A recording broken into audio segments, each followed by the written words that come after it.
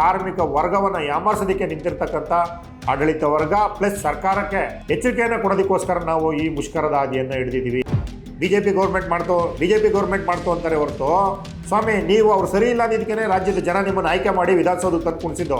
ಆದರೆ ನೀವು ಮಾಡಿದ್ದೇನು, ಬತ್ತಿದಾಗೆ ನಿಮ್ಮ ಸಂಬಳಗಳು ಭಾಳ ಜಾಸ್ತಿ ಮಾಡ್ಕೊಬಿಟ್ರೆ. ಯಾಕೆ ಹೇಳಿ ಪಾಪ, ನಿಮಗೆ ಭಾಳ ಕಷ್ಟದಲ್ಲಿ ಇರ್ತೀರ ಪಾಪ ನೀವು ಎಲ್ಲ. ಪಾಪ ರಾಜ್ಯದ ಜನತೆ ಮುಂದೆ ಒಂದು ಟಿಕೆಟ್ ಹರಿದು ಸ್ಪಾನರ್ ಹಿಡಿದು ವೀಲ್ನ ಫಿಟ್ ಮಾಡಿ ನೀವು ಸಾಕಾಗ್ಬಿಟ್ಟಿದ್ರಿ. ಅದಕ್ಕೆ ನೀವು ಬತ್ತಿದಂಗೆ 50%, 100% MLA ಮಿನಿಸ್ಟ್ರುಗಳು ಸಂಬಳಗಳು ಜಾಸ್ತಿ ಮಾಡ್ಕೊಬಿಟ್ರಿ. ಶೂಟು ಬೂಟು ಹಾಕೊಂಡು ಪ್ರಶಸ್ತಿ ತರೋದಕ್ಕೆ ದುಬೈ, ಹಾಂಗ್ಕಾಂಗು ಅಲ್ಲಿಗಂಟ ಹೋಗಿ ಬರ್ತೀರಾ. ಯಾರ ಶ್ರಮ ಅದು? ನಮ್ಮ ಶ್ರಮ ರೀ. 15% ಟಿಕೆಟ್ ದರವನ್ನು ಹೆಚ್ಚಳ ಮಾಡಿಕೊಂಡು ನಿಮ್ಮ ಖಜಾನೆಯನ್ನು ತುಂಬಿಸ್ಕೊಂಡ್ರಿ. ಅದರಲ್ಲಿ ಸಾರಿಗೆ ನೌಕರಿಗೆ ಕಿಂಚಿತ್ತಾರನ್ನು ಕೊಟ್ಟಿದ್ದೀರಾ? ಸಾರಿಗೆ ಈ ಚಾನಲ್ ನೋಡಿ ಅಪ್ಡೇಟ್ ಮಾಡ್ಕೊಳ್ಳಿ ನಿಮ್ಮ ನಾಲೆಡ್ಜನ್ನ. ನಾವು ಕೂಡ ನಮಗೆ ತಿಳಿದಂಥ ವಿಚಾರಗಳನ್ನ ನಿಮ್ಮ ಜೊತೆ ಹಂಚ್ಕೊಳ್ಳೋಕ್ಕೆ ಯಾವಾಗಲೂ ತಯಾರಿದ್ದೀವಿ. ದಯಮಾಡಿ ಸಬ್ಸ್ಕ್ರೈಬ್ ಆಗಿ. ಎಲ್ಲರಿಗೂ ಸಹ ಒಂದು ನೈಜ ವಿಷಯಗಳನ್ನು ತಿಳಿಸುವಂಥ ಪ್ರಯತ್ನವನ್ನು ನಮ್ಮ ಸಾರಿಗೆ ಟಿವಿ ಧನಂಜಯ ಅವರು ಮಾಡ್ತಿದ್ದಾರೆ. ದಯವಿಟ್ಟು ಅವ್ರು ಬೆಳಿಬೇಕು. ಯಾಕಂದರೆ ಸಾರಿಗೆ ನೌಕರರಿಗೆ ಎಲ್ಲ ಥರದ ವಿಷಯಗಳನ್ನು ಸಹ ಅವರು ನೇರವಾಗಿ ತಲುಪಿಸುವಂಥ ಕೆಲಸವನ್ನು ಮಾಡ್ತಿದ್ದಾರೆ. ಅವರ ಒಂದು ಈ ಸಾರಿಗೆ ಟಿವಿಯನ್ನು ಎಲ್ಲರೂ ಸಹ ಸಬ್ಸ್ಕ್ರೈಬ್ ಮಾಡಿ. ದಯಮಾಡಿ ಅತಿ ಹೆಚ್ಚಿನ ಸಂಖ್ಯೆಯಲ್ಲಿ ಸಾರಿಗೆ ಟಿವಿಯನ್ನು ಸಬ್ಸ್ಕ್ರೈಬರ್ ಆಗಿ ವೀಕ್ಷಣೆ ಮಾಡಿ. ಯಾಕಂದರೆ ಇನ್ನು ಮುಂದಿನ ದಿನಗಳಲ್ಲಿ ಸಾರಿಗೆಯ ಪ್ರತಿಯೊಂದು ವಿಷಯವನ್ನು ಸಾರಿಗೆ ಟಿವಿ ಮುಖಾಂತರವಾಗಿ ರಾಜ್ಯದ ಮೂಲೆ ಮೂಲೆಗೆ ತಲುಪಿಸ್ತಕ್ಕಂಥ ಕೆಲಸವನ್ನು ಮಾಡ್ತೀವಿ. ದಯಮಾಡಿ ಎಲ್ಲರೂ ಸಹ ಸಾರಿಗೆ ಟಿವಿ ಮುಖಾಂತರವಾಗಿ ಸಬ್ಸ್ಕ್ರೈಬರ್ ಆಗಿ ಅತಿ ಹೆಚ್ಚಿನ ಚಂದಾದಾರರಾಗಬೇಕು ಅಂತೇಳಿ ನಾನು ನಿಮ್ಮಲ್ಲಿ ಮನವಿ ಮಾಡ್ತೀನಿ. ಮೊದಲನೇದಾಗಿ ನಾನು KSRTC ವ್ಯವಸ್ಥಾಪಕರಿಗೆ ಧನ್ಯವಾದನ ಹೇಳೋದಕ್ಕೆ ಇಷ್ಟಪಡ್ತೀನಿ. ಯಾಕೆಂತಂದರೆ ಅಂತರ್ನಿಗಮ ವರ್ಗಾವಣೆ ಮತ್ತು ಮಹಿಳೆಯರ ವಿಚಾರದಲ್ಲಿ ಋತುಚಕ್ರದ ರಜೆಯ ವಿಚಾರವನ್ನು ಸಹ ಅಧಿಕೃತ ಮಾಡಿದ್ದಾರೆ. ಹಾಗಾಗಿ ನಾನು ಮೊದಲನೇದಾಗಿ KSRTC ವ್ಯವಸ್ಥಾಪಕ ನಿರ್ದೇಶಕರಿಗೆ ಧನ್ಯವಾದವನ್ನು ಹೇಳ್ತಾ, ಏನು ನಾವು ಏಕಾಏಕಿ ಮುಷ್ಕರಕ್ಕೆ ಹೋಗ್ತೀವಿ ಅಂತಕ್ಕಂಥ ಒಂದು ವಿಚಾರವನ್ನು ಇಟ್ಕೊಂಡು ಕಾರ್ಮಿಕರ ಬಳಿ ಹ್ಯಾಂಡ್ ಬಿಲ್ಲನ್ನು ತೆಗೆದುಕೊಂಡು ಪ್ರತಿ ಘಟಕದ ಮುಂದೆ ಹೋಗ್ತಾ ಇದ್ದೀವಿ. ಮತ್ತು ಪ್ರತಿ ಡಿವಿಷನಿಂದ ಮುಂದೆ ಮತ್ತು ಬಸ್ ಸ್ಟ್ಯಾಂಡ್ಗಳಲ್ಲೂ ಸಹ ಸಾರ್ವಜನಿಕರಿಗೂ ಸಹ ತಿಳಿಸ್ತಕ್ಕಂಥ ಕೆಲಸವನ್ನು ಮಾಡ್ತಾ ಇದ್ದೀವಿ. ಎಲ್ಲರ ಕಡೆಯಿಂದ ಒಂದು ಉತ್ತಮವಾದಂಥ ಪ್ರತಿಕ್ರಿಯೆ ಬರ್ತಾ ಇದೆ. ಸರ್ಕಾರ ಈ ಮಟ್ಟಿಗೆ ನಮ್ಮನ್ನು ಕಾಡಿಸಿ ಬಿಡಿಸಿ ಕೊಡ್ತಕ್ಕಂಥ ಕೆಲಸವನ್ನು ಮಾಡೋದಕ್ಕೆ ಹೊರಟು ನಿಂತಿದೆ. ನೀವು ತೆಗೆದುಕೊಂಡಿರ್ತಕ್ಕಂಥ ನಿರ್ಧಾರ ಸ್ವಾಗತ ಆಗಿದೆ. ನೀವು ಯಾವ ದಿನಾಂಕವನ್ನು ಗೊತ್ತುಪಡಿಸಿ ನೀವು ನಮಗೆ ಮನೆಗೆ ಹೋಗಿ ಡ್ಯೂಟಿ ಮಾಡಿಬಿಡಿ ಅಂತ ಹೇಳ್ತೀರಾ, ಅವತ್ತಿಂದ ಎಲ್ಲರೂ ಸಹ ನಾವು ನಿಮ್ಮ ಜೊತೆ ನಿಲ್ತಕ್ಕಂಥ ಕೆಲಸವನ್ನು ಮಾಡ್ತೀವಿ ಅಂತೇಳಿ ಎಲ್ಲ ವರ್ಗದ ಕಾರ್ಮಿಕ ವರ್ಗವೂ ಸಹ ನಮಗೆ ತಿಳಿಸ್ತಕ್ಕಂಥ ಕೆಲಸವನ್ನು ಮಾಡ್ತಾ ಇದೆ. ಮುಖ್ಯವಾಗಿ ನಾನು ಅಧಿಕಾರಿ ವರ್ಗದಲ್ಲಿ ಕೇಳೋದಕ್ಕೆ ಇಷ್ಟಪಡ್ತಾ ಇದ್ದೀನಿ.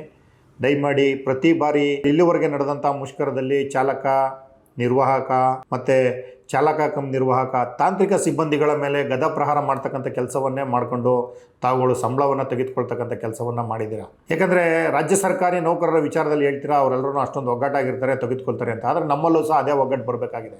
ಒಂದು ಕಡೆ ಸೆಕ್ಯೂರಿಟಿ ವರ್ಗವನ್ನು ನಾನು ಕೇಳೋದಕ್ಕೆ ಇಷ್ಟಪಡ್ತೀನಿ.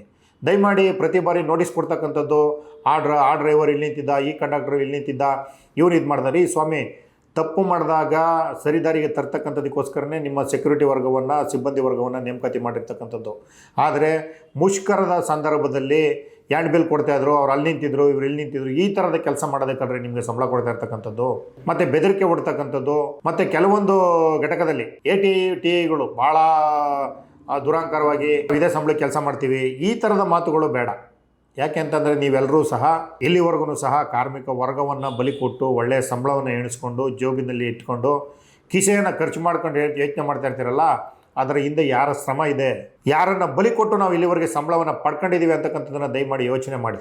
ಹಾಗಾಗಿ ನಾನು ಹೇಳ್ತಾ ಇದ್ದೀನಿ, ಅಧಿಕಾರಿ ವರ್ಗ, ಅದರಲ್ಲೂ ಘಟಕ ವ್ಯವಸ್ಥಾಪಕರ ಒಂದು ತಂಡವೊಂದಿದೆ, ಸಂಬಳವನ್ನು ಹೆಚ್ಚಳ ಮಾಡಿಕೊಡ್ಬೇಕು ಅಂತಕ್ಕಂಥ ವಿಚಾರವನ್ನು ಇಟ್ಕೊಂಡು ಅಧ್ಯಕ್ಷರು ಮತ್ತು ಉಪಾಧ್ಯಕ್ಷರನ್ನ ಭೇಟಿ ಮಾಡಿ, ಸಾರಿಗೆ ಸಚಿವರನ್ನು ಸಹ ಭೇಟಿ ಮಾಡಿ ಕೇಳ್ತಕ್ಕಂಥ ಅಧಿಕಾರಿ ವರ್ಗದ ಒಂದು ಪ್ರಮುಖವಾದಂಥ ತಂಡ ಏನಿದೆ, ದಯಮಾಡಿ ನಾನು ನಿಮ್ಮಲ್ಲೂ ಮನವಿ ಮಾಡ್ತಾ ಇದ್ದೀನಿ. ನಿಮಗೂ ಸಹ ಸಂಬಳದ ಅವಶ್ಯಕತೆ ಇದೆ. ನೀವು ಸಹ ನಮ್ಮ ವೇತನದ ಹೆಚ್ಚಳದ ವಿಚಾರದಲ್ಲಿ ಕೈ ಜೋಡಿಸಬೇಕು. ಸೂಪರ್ವೈಸರ್ ಕ್ಯಾಟಗರಿಯಿಂದ ಹಿಡಿದು ಪ್ರತಿಯೊಂದು ಎಲ್ಲ ಯಾರ್ಯಾರಿದ್ದಾರೆ, account supervisor, DC, DTO, depot manager, ಪ್ರತಿಯೊಂದು ಎಲ್ಲ ವರ್ಗದವ್ರಿಗೂ ಸಹ ಸಂಬಳದ ಅವಶ್ಯಕತೆ ಇದೆ. ಒಂದು ಕಡೆ 24 ತಿಂಗಳನ್ನ ಹಿಂಬಾಕಿಯನ್ನು ಕೊಡೋದಕ್ಕಾಗಲ್ಲ ಅಂತಕ್ಕಂಥದ್ದನ್ನು ಸರ್ಕಾರ ಹೇಳುತ್ತೆ.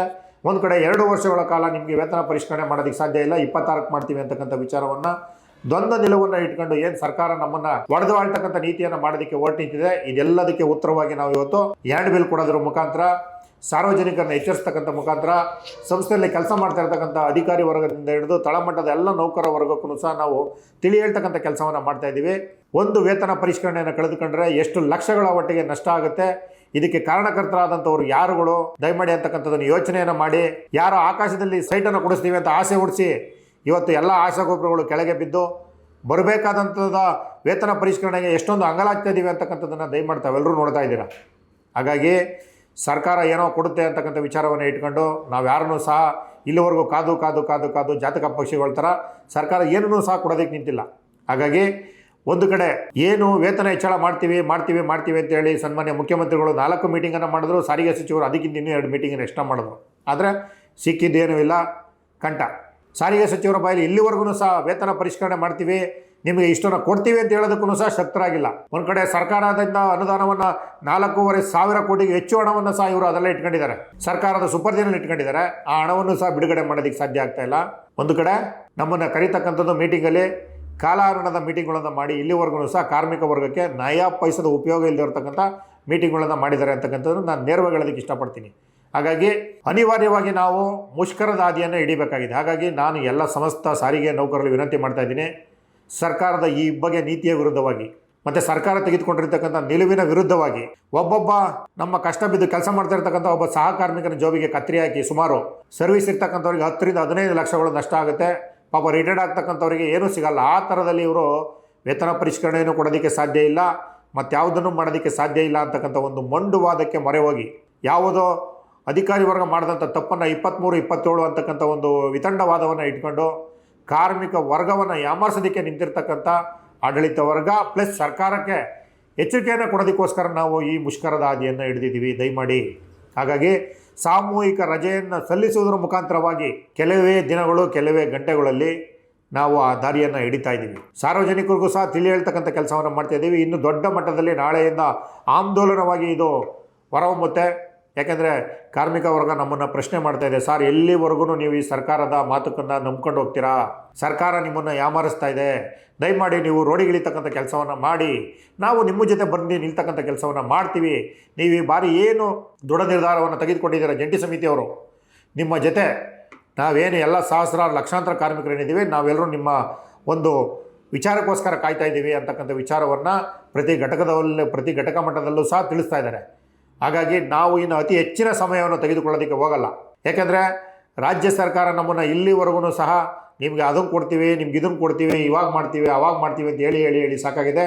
ನಾವು ಅದನ್ನು ಕಾರ್ಮಿಕ ವರ್ಗಕ್ಕೆ ತಿಳಿಸಿ ಎಲ್ಲ ಥರದ ಇವರ ವಿಚಾರಗಳನ್ನ ತಿಳಿಸಿ ಕಾರ್ಮಿಕ ವರ್ಗ ಇವತ್ತು ಬೇಸತ್ತು, ಸರ್ ನೀವು ಇನ್ನು ಯಾವುದೇ ಕಾರಣಕ್ಕೂ ಮೀಟಿಂಗ್ಗಳಿಗೆ ಹೋಗ್ಬಿಡಿ, ನಾವು ರೋಡಿಗೆ ಇಳಿಯೋಣ. ಯಾಕೆಂದರೆ ನಾವು ಪ್ರತಿ ಬಾರಿ ಮುಷ್ಕರ ಮಾಡೇ ನಾವು ಸಂಬಳ ಜಾಸ್ತಿ ಮಾಡ್ಕೊಂಡಿರ್ತಕ್ಕಂಥದ್ದು.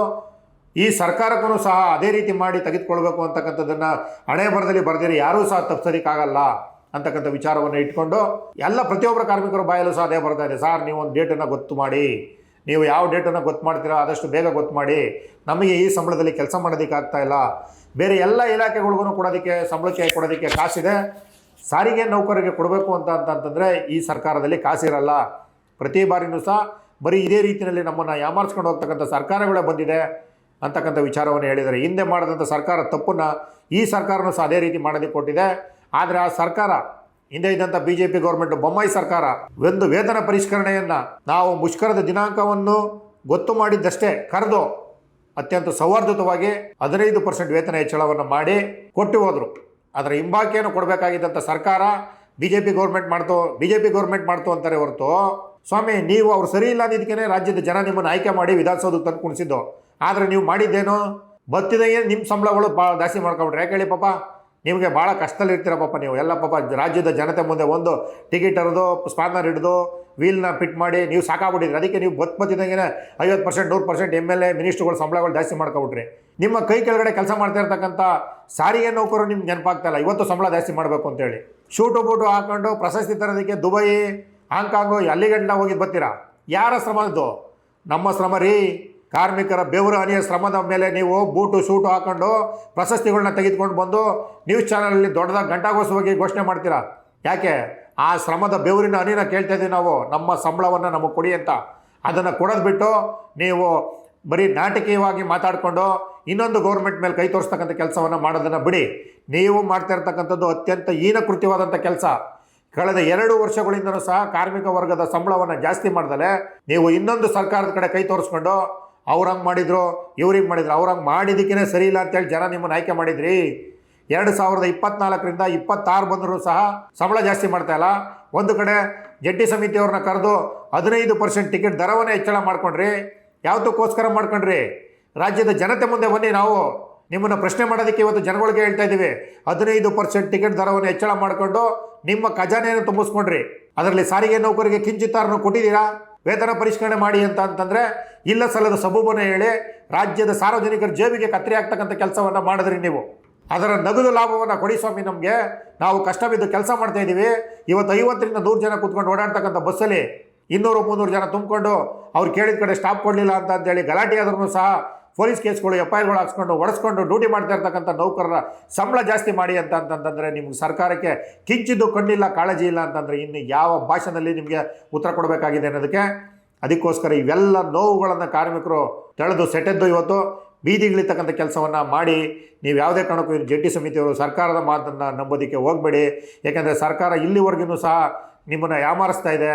ಹೋರಾಟವಿಲ್ದಲೇ ಯಾವುದೇ ಕಾರಣಕ್ಕೂ ಯಾವುದೇ ಸರ್ಕಾರಗಳು ಸಹ ನಮಗೆ ಸಂಬಳವನ್ನು ಹೆಚ್ಚಳ ಮಾಡಿಲ್ಲ. ದಯಮಾಡಿ ನೀವು ಜಂಟಿ ಸಮಿತಿಯವರು ಏನು ನಿರ್ಣಯ ತಗೋತಾ ಇದ್ದೀರಾ ಆದಷ್ಟು ಬೇಗ ತೆಗೆದುಕೊಳ್ಳಿ ಅಂತಕ್ಕಂಥ ವಿಚಾರವನ್ನು ಪ್ರತಿ ಘಟಕದ ಮುಂದೆ ಹೋದಾಗ, ಪ್ರತಿ ಬಸ್ ಸ್ಟಾಪ್ನಲ್ಲಿ ಹೋದಂಥ ಸಂದರ್ಭದಲ್ಲಿ, ಪ್ರತಿ ಡಿಪೋ ಮುಂದೆ ಹೋದಂಥ ಸಂದರ್ಭದಲ್ಲಿ, ಪ್ರತಿ ಡಿವಿಷನ್ ಮುಂದೆ ಹೋದಂಥ ಸಂದರ್ಭದಲ್ಲಿ ಎಲ್ಲ ಅಧಿಕಾರಿ ವರ್ಗದವರು ಸಹ ಅದನ್ನು ಹೇಳ್ತಾ ಇದ್ದಾರೆ. ನಮಗೆ ಯಾಕೆ ಸಂಬಳ ಜಾಸ್ತಿ ಮಾಡೋದಕ್ಕೆ ಈ ಸರ್ಕಾರ ಇಷ್ಟೊಂದು ಮೀನಮೇಷ ಎಣಿಸ್ತಾ ಇದೆ ಅಂತಕ್ಕಂಥದ್ದನ್ನು. ಹಾಗಾಗಿ ಎಲ್ಲರ ನೋವು, ಎಲ್ಲರ ನಲಿವು, ಒಂದು ಕಡೆ ಮಕ್ಕಳು ಸ್ಕೂಲ್ ಫೀಸ್ ಕಟ್ಟೋಕ್ಕಾಗ್ತಾಯಿಲ್ಲ, ಒಂದು ಕಡೆ ಬರ್ತಕ್ಕಂಥ ಸಂಬಳದಲ್ಲಿ ಸರಿಯಾದಂಥ ರೀತಿಯಲ್ಲಿ ಜೀವನ ಮಾಡೋದಕ್ಕೆ ಸಾಧ್ಯ ಇಲ್ಲ. ಇವೆಲ್ಲ ನೋವುಗಳನ್ನು ತಡ್ಕೊಂಡು ಕಾರ್ಮಿಕ ವರ್ಗ ಬೀದಿಗಿಳಿತಕ್ಕಂಥದಕ್ಕೆ ರೆಡಿಯಾಗಿ ಸನ್ನದ್ಧವಾಗಿ ನಿಂತಿದೆ. ಹಾಗಾಗಿ ನಾವು ಒಂದು ದಿನಾಂಕವನ್ನು ಸದ್ಯದಲ್ಲೇ ನಿಮಗೆ ತಿಳಿಸ್ತಕ್ಕಂಥ ಕೆಲಸವನ್ನು ಮಾಡ್ತೀವಿ. ನೀವೆಲ್ಲರೂ ಸರ್ವಸನ್ನದ್ಧರಾಗಿರಬೇಕು ಅಂತಕ್ಕಂಥ ವಿಚಾರವನ್ನು ನಾನು ನಿಮ್ಮಲ್ಲಿ ಮನವಿ ಮಾಡ್ಕೋತಾ ಇದ್ದೀನಿ. ಯಾಕೆಂತಂದರೆ ಈ ಸರ್ಕಾರ ನಮ್ಮನ್ನು ರೋಡಿಗೆ ತರಲೇಬೇಕು ಅಂತಕ್ಕಂಥ ವಿಚಾರದಲ್ಲಿ ನಿಂತಿರೋದ್ರಿಂದ ತಾವೆಲ್ಲರೂ ಸಹ ನಾವು ಯಾವ ದಿನಾಂಕವನ್ನು ಗೊತ್ತುವಳಿ ಮಾಡ್ತೀವಿ. ಜಂಟಿ ಸಮಿತಿಯ ನೇತೃತ್ವದಲ್ಲಿ ಕಾಮ್ರೇಡ್ ಅನಂತ್ ಸುಬ್ರಾವ್ರವರು ಸಹ ಈ ಇಳಿ ವಯಸ್ಸಿನಲ್ಲೂ ಯಾವುದೇ ಕಾರಣಕ್ಕೂ ಸರ್ಕಾರಕ್ಕೆ ನಾವು ಶರಣಾಗಲ್ಲ, ನಾವು ಬಗ್ತಕ್ಕಂಥ ಮಾತಿಲ್ಲ. 4 ವರ್ಷದ ವೇತನ ಪರಿಷ್ಕರಣೆ ಏನಿದೆ ಆ ವೇತನ ಪರಿಷ್ಕರಣೆಯನ್ನು ಬಿಟ್ಕೊಡ್ತಕ್ಕಂಥ ವಿಚಾರಣೆ ಇಲ್ಲ ಅಂತಕ್ಕಂಥದ್ದನ್ನು ಕಳೆದ ಸಾರಿಗೆ ಸಚಿವರ ಮೀಟಿಂಗಲ್ಲಿ ಘಂಟಾಘೋಷವಾಗಿ ಹೇಳಿದ್ದಾರೆ. ಹಾಗಾಗಿ ಈ ಇಳಿ ವಯಸ್ಸಿನಲ್ಲಿ ಅವ್ರ ಮನೆ ಇರಬಹುದಿತ್ತು. ಆದರೂ ಯಾಕೆಂದರೆ ನಾನು ಬದುಕಿರೋವರೆಗೂ ಸಾರಿಗೆ ನೌಕರರಿಗೆ ಅನ್ಯಾಯ ಆಗೋಕ್ಕೆ ಬಿಡಲ್ಲ ಅಂತೇಳಿ ಇಂಥ ವಯಸ್ಸಿನಲ್ಲೂ ಸಹ ಅವರು ಹೋರಾಟಕ್ಕೆ ಬಂದಿದ್ದಾರೆ. ಸರ್ಮಾಜಿ ಅವರು ಇರ್ಬೋದು, ಅನಂತ್ ಸುಬ್ರಾವ್ ಇರ್ಬೋದು, ಅವರೆಲ್ಲರ ಒಂದು ಒಗ್ಗಟ್ಟಿನ ನಿರ್ಣಯ ವಿಚಾರವಾಗಿ ಜಂಟಿ ಸಮಿತಿ ಇವತ್ತು ರೋಡಿಗಿಳಿತಕ್ಕಂಥ ಕೆಲಸವನ್ನು ಮಾಡೋದಕ್ಕೆ ಹೊರಟು ನಿಂತಿದೆ. ಹಾಗಾಗಿ ದಯಮಾಡಿ ಯಾವುದೇ ಕಾರ್ಮಿಕರು ಎದೆಗುಂತಕ್ಕಂಥದ್ದಕ್ಕೆ ಹೋಗಬೇಡಿ. ನಾವು ಯಾವ ದಿನಾಂಕವನ್ನು ನಿಮ್ಮ ಮುಂದೆ ಹೇಳ್ತೀವಿ ಆ ದಿನಾಂಕದಂದು ದಯಮಾಡಿ ನಾವು ಎಲ್ಲಿಯವರೆಗೆ ಹೇಳ್ತೀವಿ ಅಲ್ಲಿವರೆಗೂ ಸಹ ಮನೇಲಿರ್ತಕ್ಕಂಥ ಕೆಲಸವನ್ನು ಮಾಡಿ ಸಾಮೂಹಿಕ ರಜೆಯನ್ನು ಸಲ್ಲಿಸೋದ್ರ ಮುಖಾಂತರವಾಗಿ ಈ ಸರ್ಕಾರಕ್ಕೆ ಸರಿಯಾದಂಥ ಒಂದು ನಮ್ಮ ಸಾರಿಗೆ ನೌಕರರ ನೋವೇನಿದೆ ಅದನ್ನು ಸರಿಯಾದಂಥ ರೀತಿಯಲ್ಲಿ ತಿಳಿಸಿ ಹೇಳ್ತಕ್ಕಂಥ ಕೆಲಸವನ್ನು ಮಾಡಬೇಕಾಗಿದೆ. ಹಾಗಾಗಿ ನಾವು ಯಾವ ದಿನಾಂಕವನ್ನು ಗೊತ್ತುವಳಿ ಮಾಡ್ತೀವಿ ಜಂಟಿ ಸಮಿತಿಯ ನೇತೃತ್ವದಲ್ಲಿ ತಾವೆಲ್ಲರೂ ಕೈ ಜೋಡಿಸ್ಬೇಕು ಅಂತಕ್ಕಂಥ ವಿಚಾರವನ್ನು ಹೇಳಿ ನಾನು ಈ ವಿಡಿಯೋವನ್ನು ಅತಿ ಹೆಚ್ಚಿನ ಸಂಖ್ಯೆಯಲ್ಲಿ ಶೇರ್ ಮಾಡಿ ಮತ್ತು ಅತಿ ಹೆಚ್ಚಿನ ಜನರಿಗೆ ತಲುಪಿಸ್ತಕ್ಕಂಥ ಕೆಲಸವನ್ನು ಮಾಡಿ ರಾಜ್ಯದ ಮೂಲೆ ಮೂಲೆಯಲ್ಲಿರ್ತಕ್ಕಂಥ ಲಕ್ಷಾಂತರ ಸಾರಿಗೆ ಸಿಬ್ಬಂದಿಗಳಿಗೆ ಈ ವಿಡಿಯೋವನ್ನು ತಲುಪಿಸ್ತಕ್ಕಂಥ ಕೆಲಸವನ್ನು ಮಾಡಿ ನಿಮ್ಮೆಲ್ಲರ ಪರವಾಗಿ ಜಂಟಿ ಸಮಿತಿ ಸರ್ವಸನ್ನದ್ಧವಾಗಿದೆ. ನೀವೆಲ್ಲರೂ ಸಹ ಜಂಟಿ ಸಮಿತಿಯ ಪರವಾಗಿ ನಿಲ್ಲಬೇಕು ಅಂತಕ್ಕಂಥದ್ದನ್ನು ನಾನು ಸಾರಿಗೆ TV ವಾಹಿನಿಯ ಮುಖಾಂತರವಾಗಿ ನಿಮ್ಮಲ್ಲಿ ಕೇಳ್ಕೊತಾ ಇದ್ದೀನಿ. ಅತಿ ಹೆಚ್ಚಿನ ಸಂಖ್ಯೆಯಲ್ಲಿ ಸಾರಿಗೆ TVಯನ್ನು ಸಬ್ಸ್ಕ್ರೈಬರ್ ಆಗಿ ಮತ್ತು ಚಂದಾದಾರರಾಗಿ